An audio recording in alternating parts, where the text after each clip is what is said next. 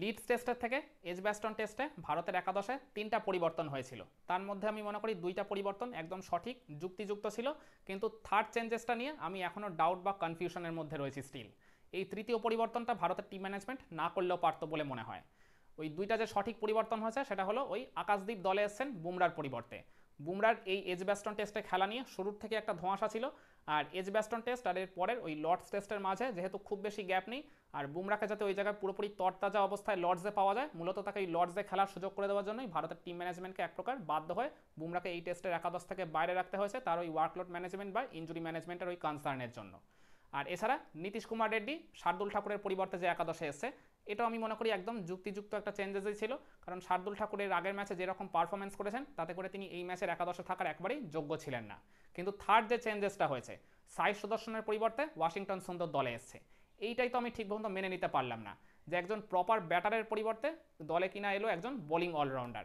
Batting অলরাউন্ডারও যদি আসতেন তারপর অন্য হয় সেটা মেনে নেওয়া যেত, কিন্তু বোলিং অলরাউন্ডারের ইনক্লুশনটা এই জায়গায় কতটা যুক্তিযুক্ত হলো এটাই তো আমার এখনও ঠিক বোধগম্য হলো না। ভারতের টিম ম্যানেজমেন্ট যেখানে ওই ব্যাটিং শক্তিটা বাড়ানোর কথা ভাবছিল, তারা তো ওই জায়গায় আগের ম্যাচের 2টা ইনিংসেই তো আমরা ব্যাটিং বিপর্যয়ের সম্মুখীন হয়েছিলাম, তো ডেফিনেটলি এই জায়গায় ব্যাটিং শক্তিটাই তো আমাদের বাড়ানো উচিত ছিল। তো সাই সুদর্শন তো প্রপার ব্যাটার, তার পরিবর্তে একজন প্রপার ব্যাটারেরই একাদশে আসা উচিত ছিল। হয় এই জায়গায় অভিমন্যু ঈশ্বরন আসতে পারতেন, না হলে ধ্রুব জুরেল আসতে পারতেন। ধ্রুব জুরেল তো নিচের দিকে মিডিল অর্ডারের সব দিকেই ব্যাটিং করতে পারেন, আর অভিমন্যু ঈশ্বরন একজন টপ অর্ডার ব্যাটার নাম্বার 3তে, সাই সুদর্শনের ওই জায়গাটা তিনি একদম পারফেক্টলি নিতে পারতেন। তো এই দুজনকে যদি ইনক্লুড করতো ভারতের একাদশে, তাহলে আমার মনে হয় এইটা ব্যালেন্সটা প্রপারলি কিন্তু রক্ষা পেত। আমি জানি না যে সাই সুদর্শনকে ঠিক কেন বাদ দেওয়া হলো। সাই সুদর্শন তো এর আগের টেস্টে তার ডেবিউ টেস্ট ছিল, প্রথম ইনিংসে জানি তিনি প্রবল চাপে পড়ে ওই একটা ভুল শট খেলে আউট হয়ে গেছিলেন কোনো রানের খাতা খুলতে না পেরে, কিন্তু দ্বিতীয় ইনিংসে তিনি তো একটু কামব্যাক করার চেষ্টা করেছিলেন, শুরুর দিকে একটু নড়বড়ে দেখালো, তারপর তিনি কিন্তু পজিটিভ বেশ কয়েকটা শট খেলেছেন। KL রাহুলের সাথে 66 রানের একটা বেশ ভালো পার্টনারশিপ তিনি গড়ে তুলেছিলেন, কিন্তু ওই আনফর্চুনেটলি তিনি নিজের ইনিংসটাকে আর বড় করতে পারেননি। তো সাই সুদর্শনকে যখন ভারতের টিম ম্যানেজমেন্ট প্রথম টেস্টে ডেবিউ করিয়েছিল, নিশ্চয়ই কোনো একটা পরিকল্পনা নিয়েই করিয়েছিল, নতুন প্লেয়ারকে তারা সুযোগ দিয়েছিল, নাম্বার 3তে সেটেল ডাউন করানোর চেষ্টা করেছিল। তো এক ম্যাচের পারফরমেন্স দিয়ে সাই সুদর্শনকে এই জায়গায় জাজ করে একদম একাদশ থেকেই বাদ দিয়ে দিল ভারতের টিম ম্যানেজমেন্ট। তিনি তো একেবারেই যে ফেলনা পারফরমেন্স করেছিলেন বা খুব খারাপ পারফরমেন্স করেছিলেন লিডসে, তা তো নয়, চেষ্টা তো করেছিলেন। তো আমি তো এই ম্যাচের শুরুর আগেই বলেছিলাম যে সাই সুদর্শনের ডেফিনেটলি এই এজবাস্টন টেস্টে আরেকটা হলেও সুযোগ পাওয়া উচিত, যদি তিনি এখানে ব্যর্থ হন তারপর না হয় লর্ডসে তাকে একাদশ থেকে বাদ দিয়ে দেওয়া যেতে পারে। আমি মনে করি ডেফিনেটলি সাই সুদর্শনের সাথে এই ম্যাচটায় চরম অন্যায় হয়েছে, তাকে কোনো রকম সেভাবে কারণ বা যুক্তি ছাড়াই একাদশ থেকে বাদ দিয়ে দেওয়া হয়েছে। 3 নম্বরে কিন্তু সাই সুদর্শন আরেকটা চান্স ডেফিনেটলি ডিজার্ভ করতেনি। তো তাকে যদি লম্বা পরিকল্পনার মধ্যে ভারতের টিম ম্যানেজমেন্ট নাই রাখতো, তাহলে তো প্রথম টেস্টে তাকে ডেবিউ করানোর তো কোনো প্রয়োজন ছিল না। ইভেন আমি তো এই সিরিজ শুরুর আগেই বলেছিলাম যে সাই সুদর্শনকে যদি ভারতের টিম ম্যানেজমেন্ট খেলায় তাহলে তাকে ওপেনার হিসেবেই খেলানো হোক, ওপেনার হিসেবে যদি তাকে না খেলাতে পারে তাহলে তাকে খেলানোরই কোনো প্রয়োজন নেই, কারণ ওপেনিং স্লটে তো এখন দুজন ফিক্স রয়েছে, জয়সওয়াল আর রাহুল। তো ওপেনিং স্লটে তো তার খেলার কোনো প্রশ্নচিহ্নই আসে না। নাম্বার 3 ব্যাটার হিসেবে আমি কিন্তু তাকে শুরুর থেকেই দেখতে চাইনি, কিন্তু ভারতের টিম ম্যানেজমেন্ট সেই ভুলটাই করলো, নাম্বার 3তে তাকে খেলালো। ওই এক ম্যাচে তিনি মোটা দাগে ব্যর্থ হলেন, এবার up to the mark performance করতে পারেননি বলেই তো সেকেন্ড টেস্টেই তাকে বাদ দিয়ে দেওয়া হলো।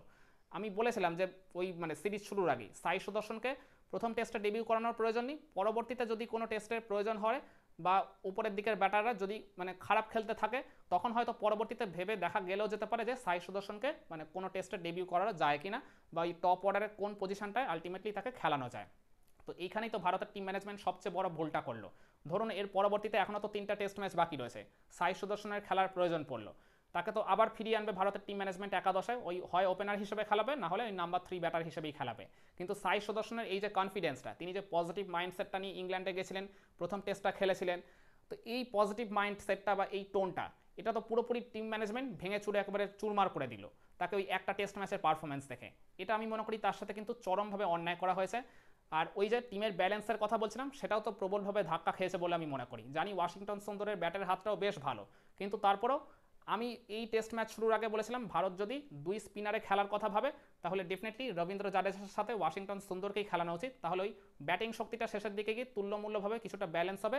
কিন্তু ওয়াশিংটন সুন্দরকে আমি কোনো প্রপার ব্যাটারকে রিমুভ করে খেলাতে বলিনি, আমি বলেছিলাম ওই পেস বোলিং অলরাউন্ডার যে অপশনটা আছে তার পরিবর্তে ওয়াশিংটন সুন্দরকে খেলানো যেতে পারে।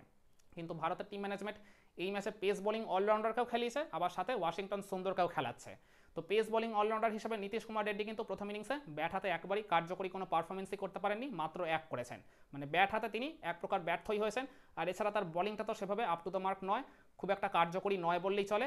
তাকে দিয়ে গোটা ইনিংসে হয়তো 5 থেকে 6 ওভার বলিং করানো হতে পারে, বা খুব বেশি হলে সেটা মেরে কেটে 8-9 ওভার হতে পারে, কিন্তু তিনি যে একটা দুইটা ব্রেক থ্রু এনে দেবেনি এরকম কিন্তু কোনো গ্যারেন্টি নেই।